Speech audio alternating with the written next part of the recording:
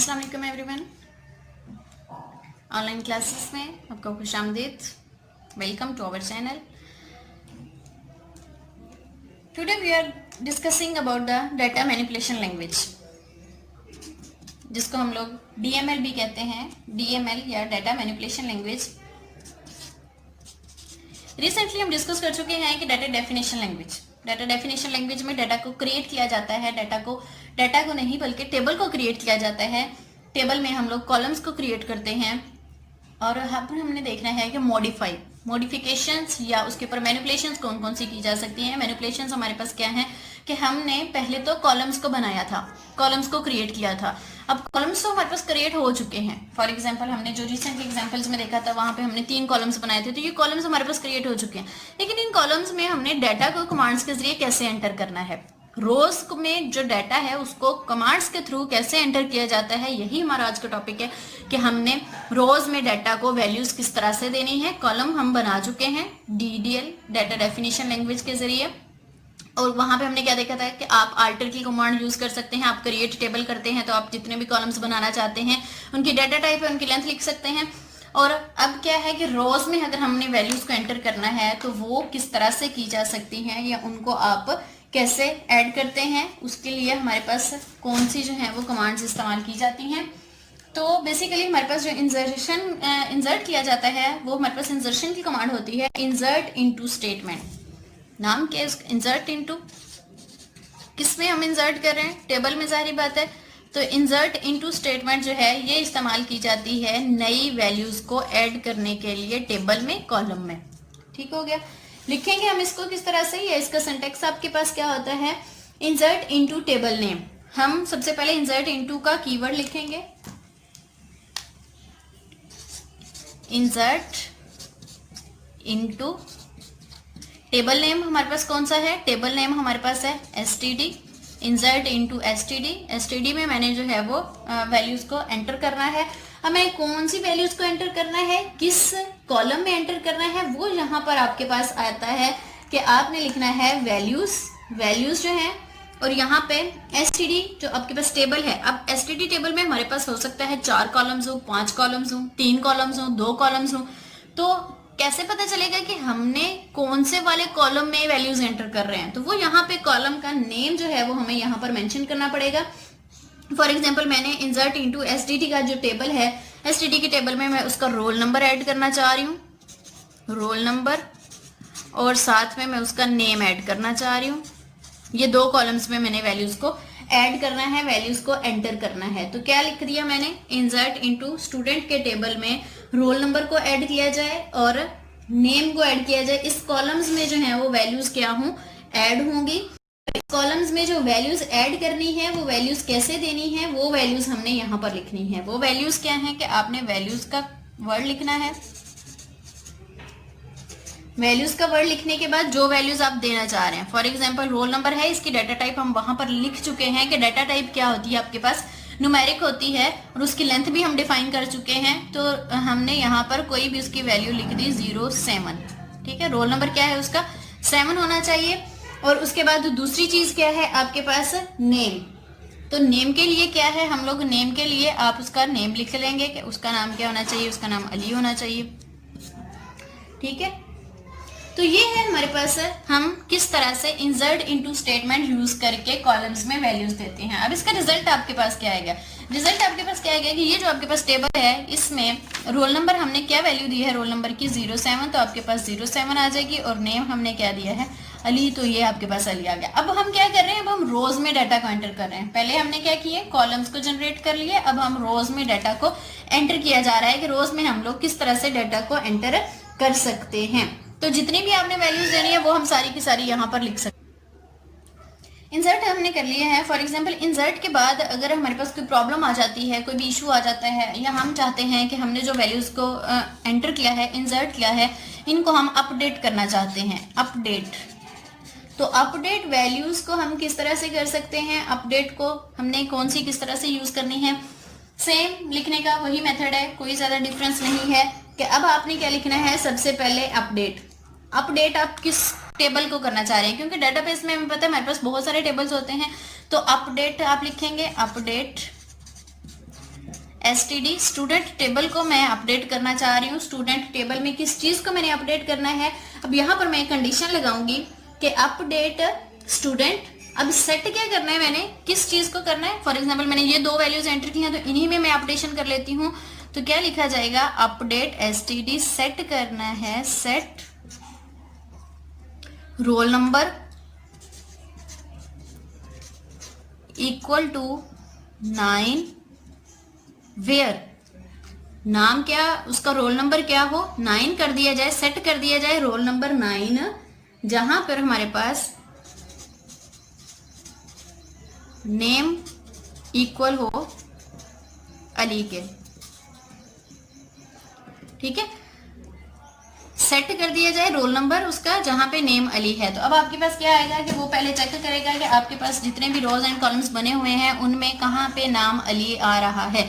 जहां पे नाम अली आ रहा है उसको वो चेंज करके क्या कर देगा, उनका रोल नंबर क्या कर देगा, 9 कर देगा। फॉर एग्जाम्पल ये है, तो आपके पास क्या हो जाएगा, इसका रोल नंबर 9 हो जाएगा। तो इस तरह से हम कोई भी वैल्यूज को अपडेट भी किया जा सकता है, चेंज भी किया जा सकता है। मेथड क्या है, सिर्फ आपने जिस वैल्यू को आपने चेंज करना है, आपने पहले वो लिखना है कि सेट इस कॉलम को, इस वैल्यू को चेंज किया जाए वेयर, जहां पे ये वैल्यू आपके पास पाई जा रही थी वहां पे चेंज करके उसको ये वाली वैल्यू दी जाए। तो यहाँ पर जहां पे नाम अली है उसकी कोई भी वैल्यू है तो वहां पे चेंज करके उसको क्या कर देगा, 9 कर देगा, नई वैल्यू वहां पे इंसर्ट हो जाएगी। अगर ये ऑपोजिट करते हैं कि हमने अली की जगह वहां पर कोई और नेम ऐड करना है, तो हम क्या करते हैं कि रोल नंबर जहां पर 7 है वहां पर अली नाम चेंज करके कोई और नाम लिख दिया जाए। तो जिस चीज को आप चेंज करना चाह रहे हैं वो आप पहले लिखेंगे और बाद में आप उसकी आइडेंटिफिकेशन बताएंगे कि जहां पर ये वैल्यू है उसको चेंज किया जाए। तो इस तरह से हम एक रो को भी अपडेट कर सकते हैं, इसमें एक से ज्यादा रोज हैं तो उनको भी अपडेट किया जा सकता है। सिंपली आपने सेट लिखना है, आपने जिस भी कॉलम को वैल्यूज को आप करना चाह रहे हैं सेट वो लिख देते हैं और साथ में उसकी जो वैल्यू नई है उसकी वैल्यूज आ जाएंगी। ठीक है, तो अपडेट भी आप इस तरह से कर सकते हैं। उसके बाद हमारे पास एक और यूज होती है कि आप डिलीट, अगर रो को हम डिलीट करना चाह रहे हैं, पहले हमने बात की थी कॉलम्स को डिलीट करने की, अब अगर हम किसी एक रो को डिलीट करना चाह रहे हैं तो उसके लिए हमारे पास कौन सी स्टेटमेंट यूज होगी, डिलीट स्टेटमेंट फॉर रो। किस तरह से लिखा जाएगा इसको, डिलीटिंग अ रो, हम लोग सिंपली जो आपके पास एक रो है उसकी जिस वैल्यू को आप डिलीट करना चाह रहे हैं, for example delete from student table where, जहां पर आपने उसका नेम डिलीट करना है या आपने उसका रोल नंबर डिलीट करना है, तो लिखेंगे कैसे हम, आपने वर्ड क्या यूज करना है, delete, delete from std student table में से डिलीट किया जाए। अब अगर हम स्टूडेंट टेबल में से डिलीट करना चाह रहे हैं तो हमें स्पेसिफाई करना पड़ेगा कि हमने किस रो को डिलीट करना है, किस वैल्यू को डिलीट करना है। तो वो वैल्यू को लिखने के लिए हम यहाँ पर कंडीशन लगाएंगे कि where name is equal to Ali हो, जहां पे नेम अली है उस वैल्यू को क्या कर दिया जाए, डिलीट कर दिया जाए, उस वैल्यू को क्या कर दिया जाए, खत्म कर दिया जाए। तो इस तरह से हमारे पास जो है वो एक रो को यहाँ पर डिलीट किया जा सकता है। ये तो है फॉर वन रो, ये वाली जो हमारे पास कमांड है डिलीट आपने किया है तो ये सिर्फ है वन रो के लिए, फॉर वन रो, एक रो में से हमने एक को डिलीट कर सकते हैं। लेकिन अगर हम ज्यादा रोज को करना चाह रहे हैं, एक से ज्यादा रोज को हमने डिलीट करना है, तो उसके लिए हमें क्या लिखना पड़ेगा, उसके लिए हमारे पास बहुत सिंपल थोड़ा सा चेंजिंग आएगा आपके पास।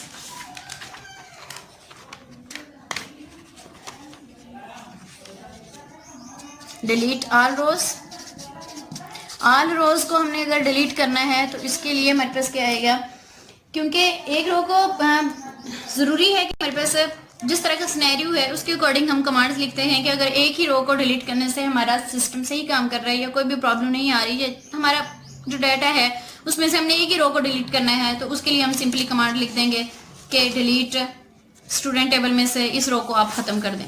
लेकिन अगर हमें चाहिए कि हम एक से ज्यादा रोज को या सारी रोज को हम डिलीट करना चाह रहे हैं तो उसके लिए आप क्या लिखेंगे, delete static, delete static from std, student table में से सारे के सारे कॉलम्स को या सारी रोज को डिलीट कर दिया जाए। कॉलम्स को डिलीट नहीं किया जाएगा, सिर्फ सारी की सारी रोज को जो है वो आप डिलीट कर देंगे।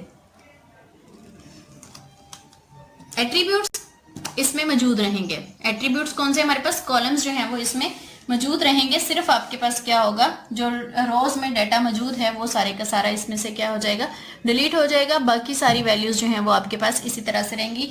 तो ये डीएमएल में था कि डीएमएल में आप लोग किस तरह से कर सकते हैं, या आप इस तरह की भी लिख सकते हैं कि डिलीट स्टैटिक फ्रॉम एसटीडी, या सिंपली हम लिख सकते हैं कि डिलीट फ्रॉम एसटीडी। वो भी हमारे पास यही काम करेगा कि पूरे के पूरे टेबल को, पूरे टेबल में मौजूद जो रोज हैं उनको डिलीट करेगा। कॉलम नेम सेम रहेंगे। अब यहाँ पर हमारे पास एक डिफरेंस आ जाता है कि हमने डीटीएल में भी पढ़ा था कि वहां पर भी टेबल में मौजूद डाटा डिलीट किया जा सकता है, स्ट्रक्चर बाकी रहता है। डिफरेंस क्या है आपके पास कि वहां पर आपके पास स्ट्रक्चर बाकी रहता है। कौन सी कमांड थी हमारे पास, वो ट्रंकेट की कमांड थी कि आपके पास वहां पे स्ट्रक्चर जो है वो मौजूद रहता है। डीडीएल में हमारे पास ट्रंकेट है कि ट्रंकेट में जो है वो आपका स्ट्रक्चर बाकी रहता है और डाटा डिलीट होता है। लेकिन वहां पे, यहाँ पर भी हम यही बात कर रहे हैं कि डिलीट आर रोज को डिलीट किया जाता है। डिफरेंस क्या है कि ट्रंकेट में हमारे पास स्ट्रक्चर बाकी रहता है और बाकी सारा डाटा डिलीट हो जाता है। इसमें हमारे पास कॉलम भी बाकी रहते हैं। कॉलम नेम, एट्रीब्यूट्स, इंडेक्सेस, वो सारी चीजें सेम रहती हैं। सिर्फ उसमें मौजूद जो वैल्यूज होती हैं, जो रोज में मौजूद वैल्यूज होती हैं, सिर्फ वही यहाँ से क्या होती हैं, डिलीट होती हैं, एलिमिनेट होती हैं। बाकी आपके पास सेम इसी तरह से रहता है।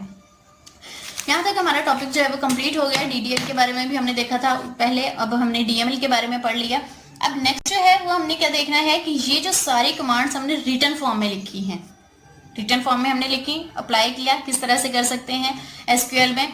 अब ये जो फॉर्म्स हमने लिखी हैं, कमांड्स लिखी हैं इन द रिटर्न फॉर्म, अगर यही कमांड्स हम एसक्यूएल को ऑपरेट करेंगे तो एसक्यूएल के ऊपर किस तरह से लिखी जा सकती हैं, विजुअलाइज करके हम आपको दिखाएंगे कि आप डाटाबेस किस तरह से वो काम करेगी। हम कमांड्स उस पर अप्लाई करेंगे तो आपके पास डाटा क्या चेंजेस आती हैं, टेबल किस तरह से क्रिएट होता है, उसमें फिर मौजूद वैल्यूज को कैसे चेंज किया जा सकता है, उसमें ड्रॉप कैसे किया जा सकता है, ट्रंकेट कैसे किया जा सकता है, कुछ उसमें बिल्ट-इन कमांड्स होती हैं, वो कौन सी होती हैं।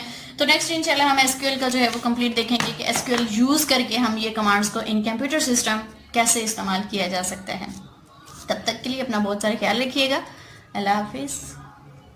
अभी तक अगर आपने हमारा चैनल सब्सक्राइब नहीं किया तो नीचे दिए गए बटन पर सब्सक्राइब कर दीजिए। अल्लाह हाफिज।